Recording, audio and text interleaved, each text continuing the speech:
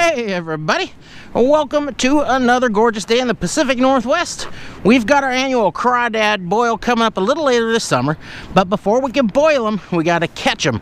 And to do that, I'm going to need some bait. So I'm down here on the river to catch what is the ultimate crawfish and crab bait, and that is the American shad. They're only out here for a limited time, so I gotta get them while the getting's good. So I'm gonna paddle across the river and set up on the bank over there and hopefully stack up a whole bunch of crawdad bait. This is unbelievable, guys. There are literally thousands, maybe tens of thousands of shad right in front of me right now. I can't look down without seeing them. They are everywhere. So as long as these things are on the chew, this shouldn't take very long today. All right, let's take a look at the setup today. I'm just using a little jig head. This is a tiny 1/8 ounce and a little curly tail crappie jig. Depending on what river you're fishing, they use different sort of lures. I like these tiny jigs in clear, low water. If the water's higher and murkier, then I just use the same thing but plus up a size. Moving that up about 20 inches to a single split shot today, but you're gonna need to adjust that depending on the current where you're fishing. And that's it. Real simple rigging. It's another thing I love about shad fishing. That is unreal.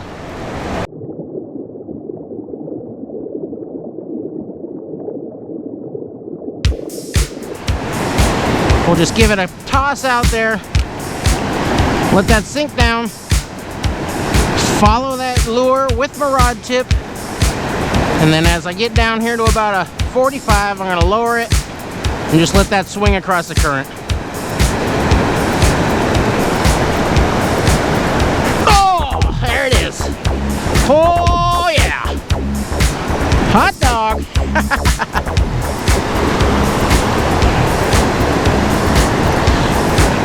Even though there are hundreds and hundreds of shad right in front of me, there's just as many out there in the current, so by swinging it across there, I get a lot of looks and a lot of bites. Notoriously soft-mouthed fish, these shad, so they can be tough to land from the bank. Tends to pop off a lot. You want to ease them over and then ski them up that bank just as quick as you can. Woo! That wasn't a very good job. Oh man! What a slam!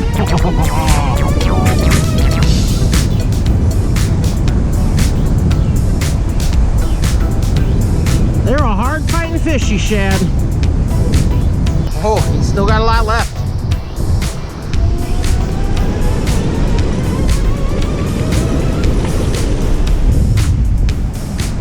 Nice one. Come on. Oh yeah. Oh, there we go. Get them over. Then you want to ski them up the bank, but don't let them fall in that stuff. We've seen what happens when they fall in that stuff.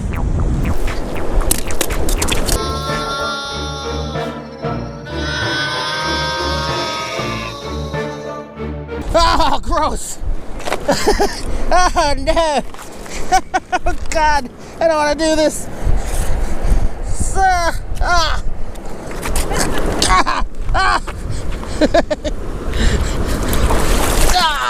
Tainted. As long as you got that jig sitting out in the current still, just hold on. Give it all the way until it settles down out of the current before you stop and reset that cast, because as long as it's hanging out there and moving, they'll come up and smack it. Oh yeah, oh yeah. Oh, didn't really. Oh, he came off. Boy. Oh, that one stuck.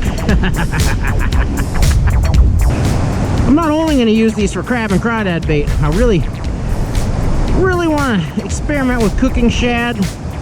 They're really tasty smoked, especially if you can them,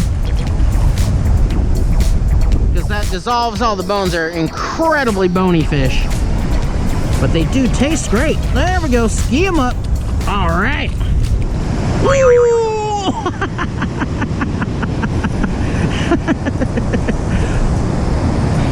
Oh man, this is fun. It's like Disneyland for rednecks. Oh, boom! Oh, there it is. Oh, yeah. Oh, yeah. Hot dog. Bites, bites, bites, bites, bites, bites, bites. Oh, man. Clobbered it. Woo! Another big old hen. She just popped off, but I got her in there.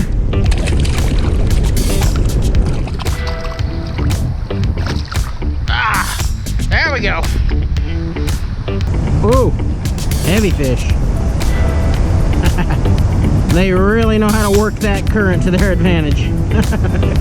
I suppose if I was a fish, I would too. And ski 'em up. That puddle will do.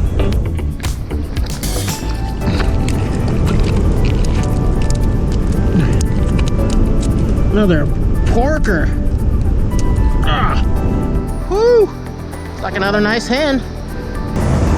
Oh yeah, there he is. Beauty dude. Hot dog. That is a meaty shad. Woo yeah! Big girl.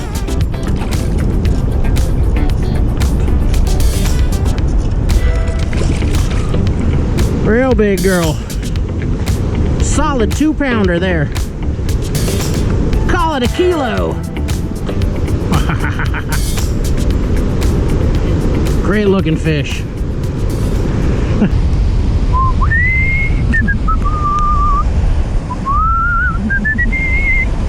Oh boy. Yeah, we're gonna get wet now. Oh, but it doesn't matter when the fishing's this hot.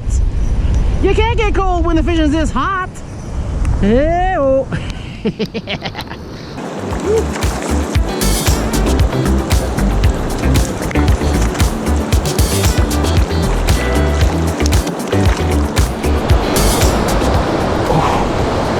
Nice. Heavy shad. You guys, this has been absolutely awesome. I'm just gonna let this guy go. The cooler is full with as much as I can row across the river at least. Woo! Come on, buddy.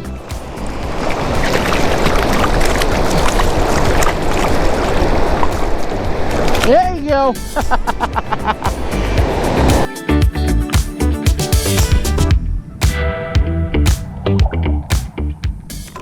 This one I'm going to clean up and I'm going to butterfly it and roast it whole over the fire. The first thing I'm going to do is get rid of those big old scales. They come off real easy.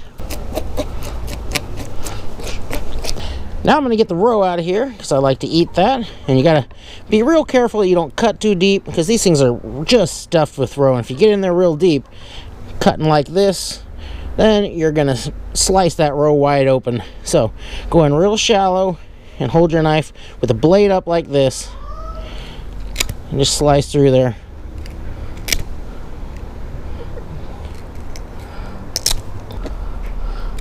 Once I got a big enough gap, I can reach in there and pull that roe out of there.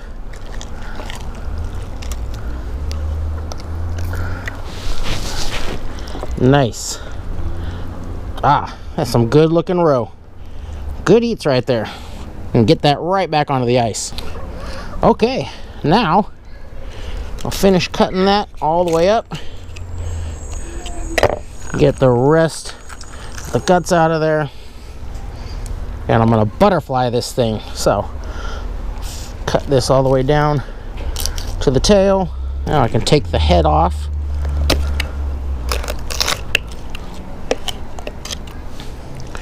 Now, I want to cut down one side of the spine.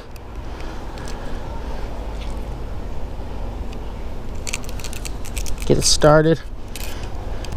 And cut down that first side of the spine, open it up. Careful not to go through the skin on the back. You can see that guy just opening right up. Then I'm going to hit the other side of the spine the same way.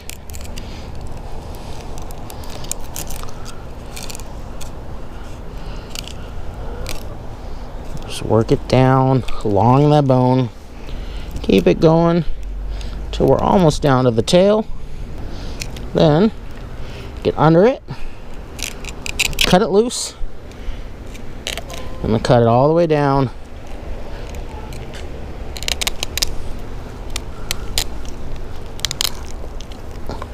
Get right here by the tail. Then we'll just snap it and cut it out. There we go. It's a nice butterflied shad. We'll just get that rinsed up real nice. And then we're going to cook that right over the fire.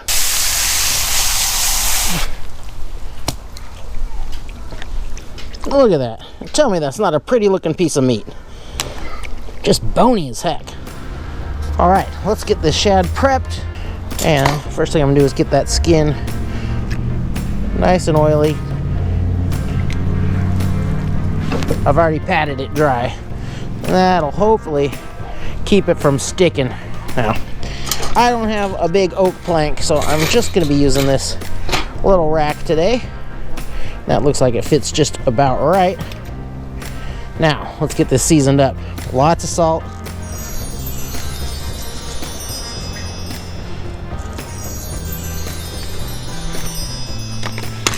Black pepper.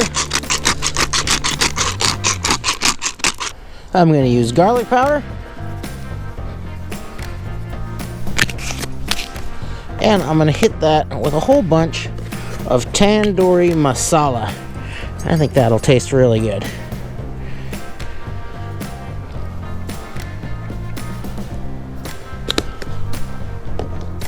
I'll rub that all down with some olive oil.